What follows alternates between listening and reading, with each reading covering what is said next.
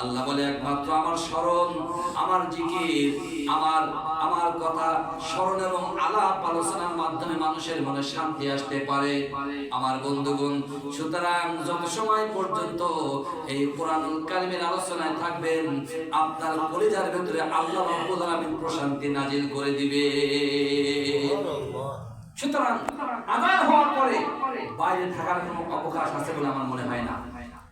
আমার ভাইরা, এই কোরআনের আলোচনা শুনলে যদি আল্লাহ আপনার উপরে সন্তুষ্ট হয়ে এই রহমত, এই মর্যাদা আপনাকে দান করেন, তাহলে কোরআন যদি আপনি আপনার ব্যক্তিগত জীবনে গ্রহণ করেন, পারিবারিক জীবনে গ্রহণ করেন, অর্থনৈতিক জীবনে গ্রহণ করেন, রাজনৈতিক জীবনে যদি আল্লাহর কোরআনটা গ্রহণ করেন, আমার মনে হয় একদম সাধারণ মানুষ আর থাকতে পারে না, ওই মানুষটা অতি সাধারণ গোল্ডেন মানুষে পরিণত হয়ে যাবে।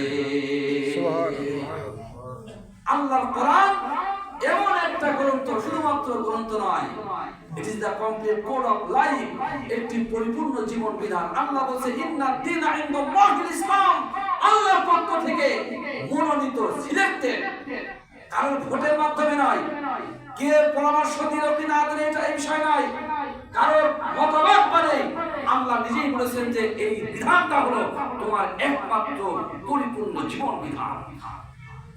আল্লাহ নির্ধারণ করে দিয়েছে, কারণ পরামর্শ নেন নাই, কারণ ভোটও নেন নাই, এটা আল্লাহ বলেছেন এটা it is the complete code of life, এটাই তোমাদের জন্য পরিপূর্ণ কল্যাণকর একটা জীবন ব্যবস্থা।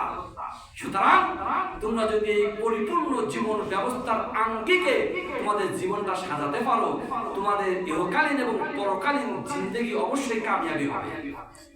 প্রিয় ভাইরা, আমরা প্রত্যেকেই চাই যে আমাদের ইহকালীন জিন্দেগিটা কামিয়াবি হোক এবং পরকালীন জিন্দেগিটাও কামিয়াবি হোক। যদি বলে ঠিক কিনা?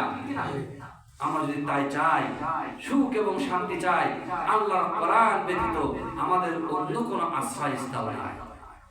একমাত্র কোরআন, যার ভিতরে কোনো বৈষম্য নাই, একমাত্র কোরআন যার ভিতরে কোনো নির্বিচার নাই, একমাত্র কোরআন যার ভিতরে কমপ্লিটলি আদল আছে, ন্যায় বিচার আছে, একমাত্র কোরআন যার ভিতরে পরিপূর্ণতা আছে, একমাত্র কোরআন যে জনগণের কমপ্লিটলি অধিকার দিতে পারে, একমাত্র কোরআন যে সম্পূর্ণ ন্যায় বিচার কায়েম করতে পারে, অন্য কোন বিষয় এইগুলো করতে পারে না। আমার ভাইরা, আল্লাহ রাব্বুল আলামিনের জন্য বারবার বলেছেন যে কোরআনের হুকুম আহকাম ব্যতীত তোমরা যাই কিছু করো না কেন, আল্লাহ তাআলা কিছুই গ্রহণ করবে না।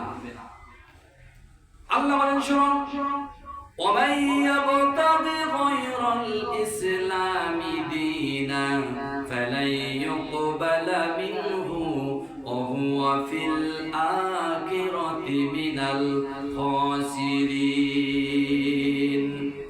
আমার আল্লাহ বললেন, শুনুন, ওমাইয়াবতাগি, যে ব্যক্তি খোঁজে, যে ব্যক্তি অন্বেষণ করে, যে ব্যক্তি তালাশ করে, যে ব্যক্তি এখান থেকে অর্জন করতে চায় গায়রুল ইসলাম, ইসলামকে বাদ দিয়ে, আল্লাহর কোরআনকে বাদ দিয়ে, ওমাইয়াবতাগি গায়রুল ইসলামি দীনা ফালাই ইউকবালা মিনহু, ওর কাছ থেকে সামান্যতম কোনো কিছু আল্লাহ গ্রহণ করবে না।